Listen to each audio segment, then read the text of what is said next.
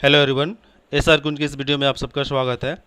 ये एक्सरसाइज 4.4 है, इसके क्वेश्चन हम लोग करने वाले हैं। मैं आपको यहाँ पे ये बता देना चाहता हूँ कि अगर आपने द्विघात समीकरण संबंधित पूर्व की वीडियोज़ नहीं देखे हैं तो आप एसआर कुंज के यूट्यूब चैनल पे जाके इसे देख सकते हैं। यहाँ पे देखते हैं क्वेश्चन क्या कर रहा है।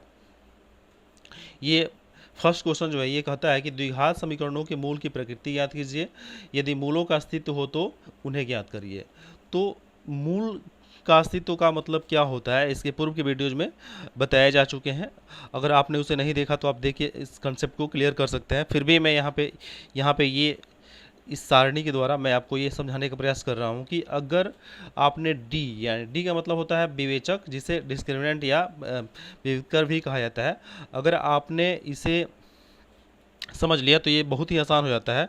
और ये जो क्वेश्चन जो दिख रहा है, ये क्वेश्चन जो प्रश्नावली 4.4 में जो क्वेश्चन दिए गए हैं, ये क्वेश्चन कोई टफ क्वेश्चन नहीं होते हैं, ये आसान क्वेश्चन है, साधारण क्वेश्चन है। तो आपको बस यहाँ पे इसके बेसिक टर्म्स को समझते हुए इसको हल करना होता है। तो देखते हैं यहाँ पे इसे कैसे हल कर सकते हैं। तो देखिए, यहाँ पे मूलों की प्रकृति की को अगर समझने का प्रयास करा जाए तो यहाँ पे डी के मान पे ये निर्भर करता है। अगर आपने डी का मान जीरो पाया, अगर डी का वैल्यू जीरो आ रहा है, यानी कि विविधकर या विवेचक का मान जीरो आ रहा है, तो यहाँ पे इसका मूल का अस्तित्व जो होगा वास्तविक होगा और क्या होगा, समान होगा। फिर अगर डी का मान जीरो से बड़ा हो रहा है तो वास्तविक और क्या हो जाएगा, असमान होगा। और अगर डी का मान जीरो से छोटा आ रहा है, अर्थात माइनस में संख्या आ रही है, डी का वैल्यू माइनस में आ रहा है, तो इसका कोई मूल नहीं होगा, यानी कि यहाँ पे किसी भी वास्तविक मूल्य का अस्तित्व संभव नहीं है। अब यहाँ पे जब क्वेश्चन आप करने जाएंगे तो आपको बस यही ध्यान देना है कि जो द्विघात समीकरण है इसमें ए, बी और सी क्या है। ए का मतलब होता है जो एक्स स्क्वायर का गुणांक है, तो यहाँ पे देखिए एक्स स्क्वायर का गुणांक कितना है, 2 है।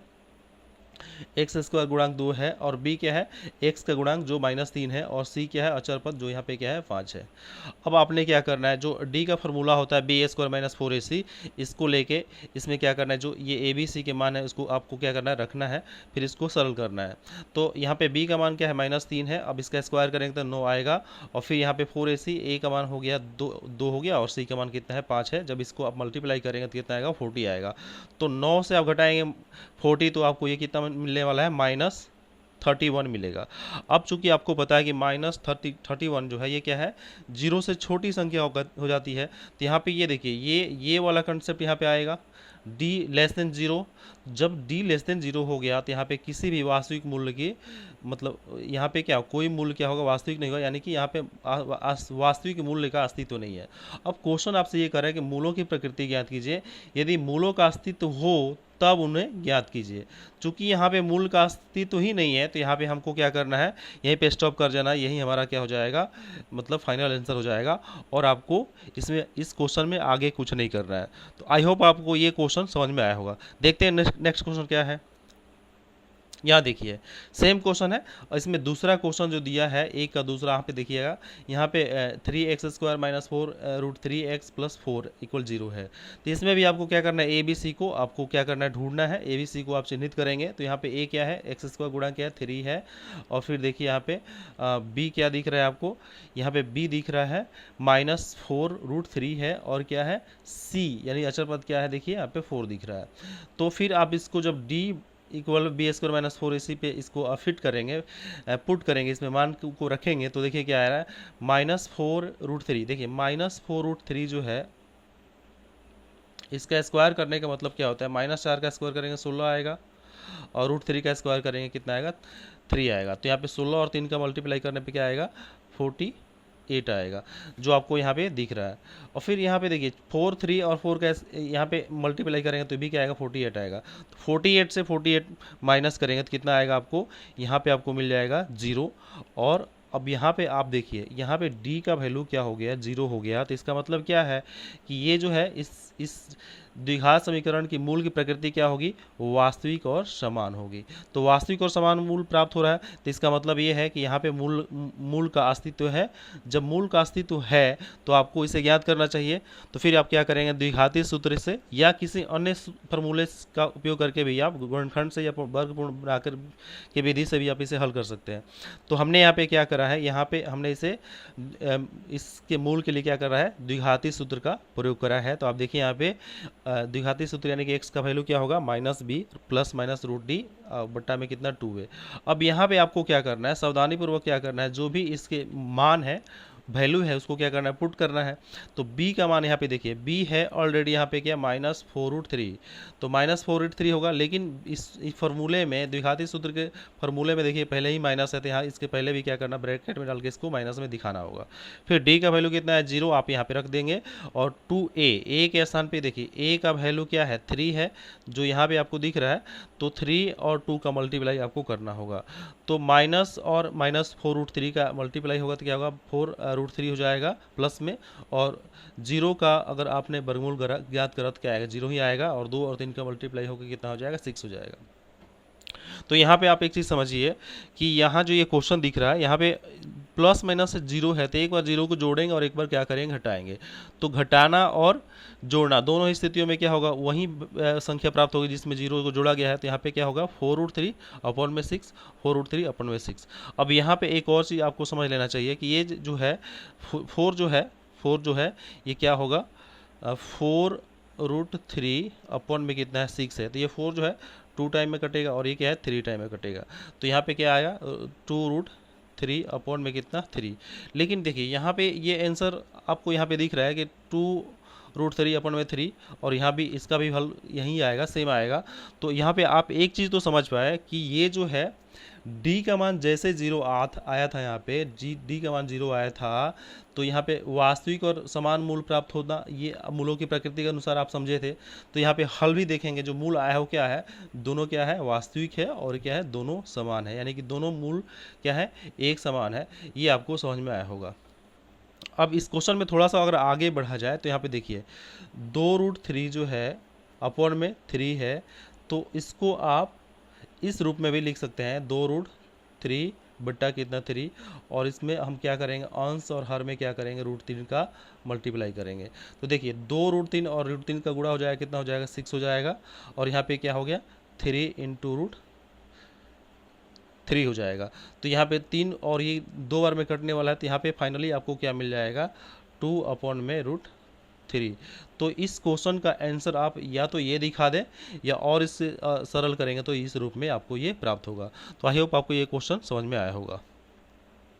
नेक्स्ट क्वेश्चन देखते हैं क्या है। देखिए यहाँ पे क्वेश्चन नंबर 1 का ये थर्ड है, तो सेम पैटर्न है, आपको इसी आधार पे इसको हल करना है। यहाँ पे ए भी आपको ढूंढ लेना है। तो ए देखिए यहाँ पे क्या है 2x, ए है x स्क्वायर का गुणांक क्या है 2 है, और बी क्या है -6 है, और सी क्या है 3 है। तो फिर आपको इसमें डी का वैल्यू याद करेंगे क्या आएगा 12 आएगा। अब 12 आने का मतलब हुआ कि ये क्या है 0 से बड़ा है।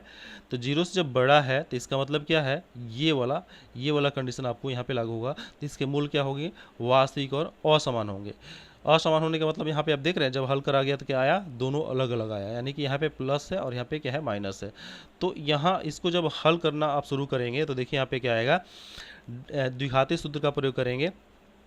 अब बारी बारी से ABC का मान पुट करना है। तो आपको यहाँ पे देखिए B का मान कितना है -6 है, जो यहाँ पे रखा गया इस B के स्थान पे। और D का वैल्यू तो हमने याद करा पहले से 12, जो यहाँ पे रख देंगे। और फिर यहाँ पे क्या करेंगे 2A कितना है देखिए A है 2, आपको A दिख रहा है 2, A 2 दिख रहा है 2 यहाँ पे रख लेंगे, और फिर 2 में 2 का मल्टीप्लाई हो जाएगा।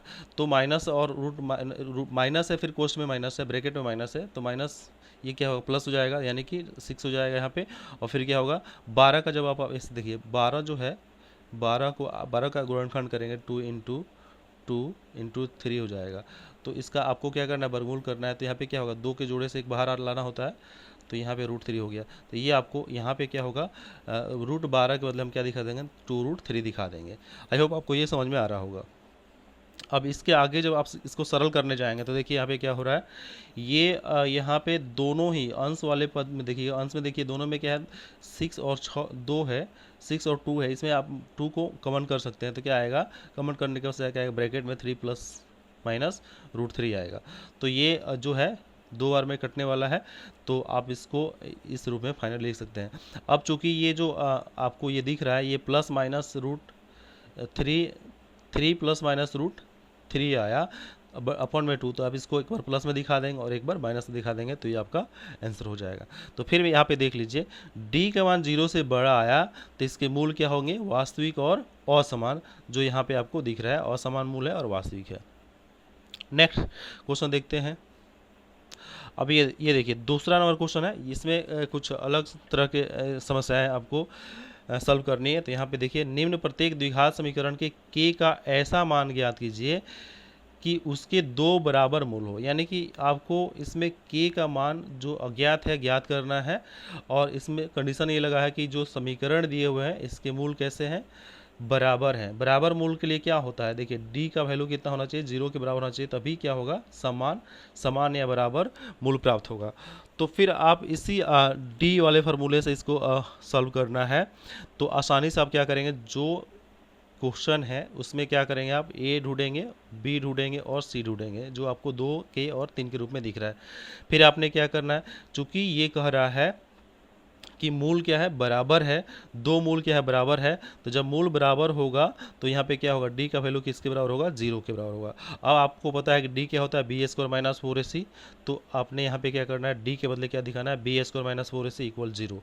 अब बी स्क्वायर माइनस 4ac में आपको क्या करना है, बी और ए और सी का वैल्यू आपको पुट करना है, जो आपको कितना दिया है, देखिए बी का वैल्यू कितना है, के है, तो के स्क्वायर हो जाएगा, और सी का वैल्यू कितना है, यहाँ पे देखिए 3 है, और ए का वैल्यू कितना है, 2 यहाँ पे है। फिर आप इसको सरल करेंगे तो के स्क्वायर माइनस, ये देखिए 4, 2 और 3 का मल्टीप्लाई होकर कितना आ जाएगा, 24 आएगा।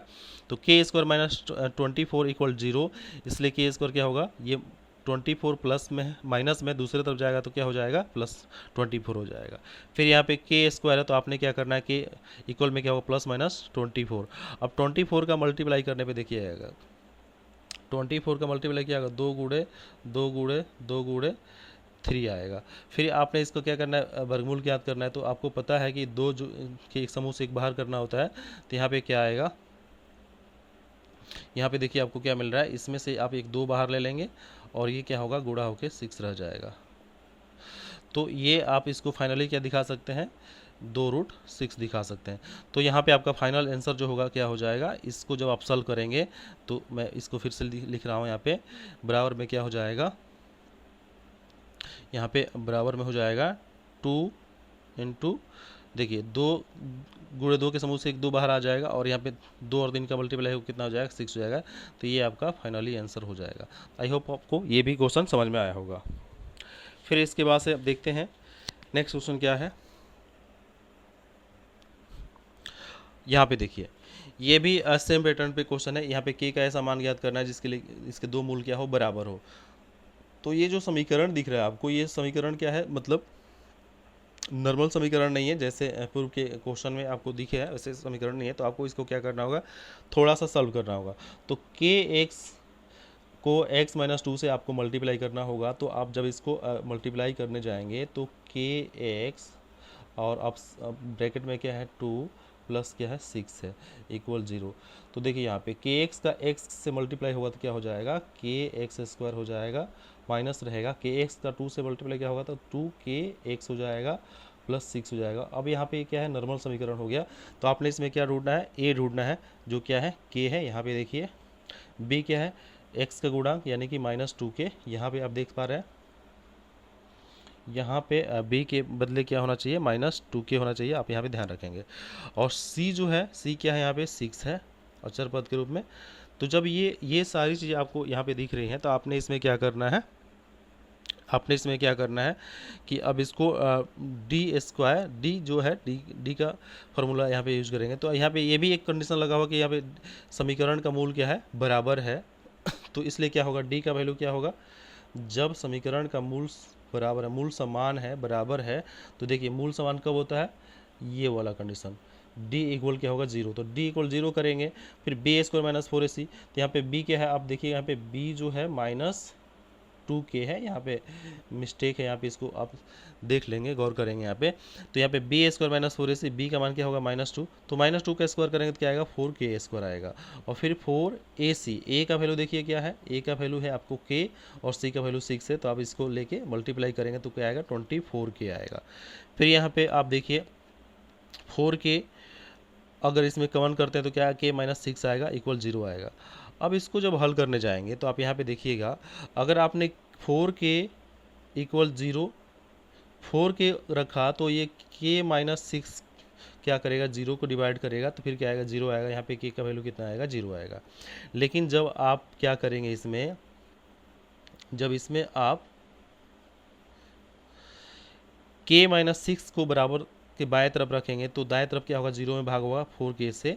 यहाँ पे आप देख पा रहे हैं तो यहाँ आपको k का वैल्यू कितना आएगा, यहाँ पे प्लस सिक्स जो है दाएं तरफ जाएगा तो क्या आएगा, माइनस सिक्स जो है दाएं तरफ जाएगा तो क्या आएगा, प्लस सिक्स आएगा। तो यहाँ आपको k का 2 मान प्राप्त हो रहा है।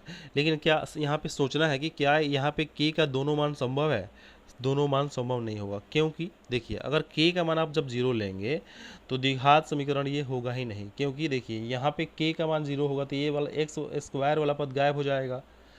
k x square minus 2kx plus six है, और अगर आपके पास k का मान 0 आएगा तो यहाँ पे क्या होगा, 0 इंटू एक्स स्क्वायर, तो फिर ये पद क्या हो जाएगा, गायब हो जाएगा।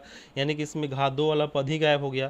तो जब घात 2 वाला पद गायब हो गया तो इसका मतलब क्या है, ये द्विघात समीकरण की परिभाषा से बाहर हो जाएगा। तो इसलिए यहाँ पे क्या होगा, k का मान संभव नहीं होगा। तो यहाँ पे k का मान जो 0 आया संभव नहीं होगा, तो संभव क्या होगा, k का मान 6 आया ये संभव होगा। तो यहाँ पे इस क्वेश्चन का राइट आंसर क्या होगा, 6 होगा। तो आई होप आपको ये सेशन पसंद में आया होगा। अगर आपको इससे कोई क्वेरी है, कोई कन्फ्यूजन क्रिएट हो रहा है तो आप क्या करेंगे, कमेंट बॉक्स में आप अपनी कन्फ्यूजन को, डाउट को लिखेंगे, उसको निश्चित दूर करने का प्रयास करा जाएगा।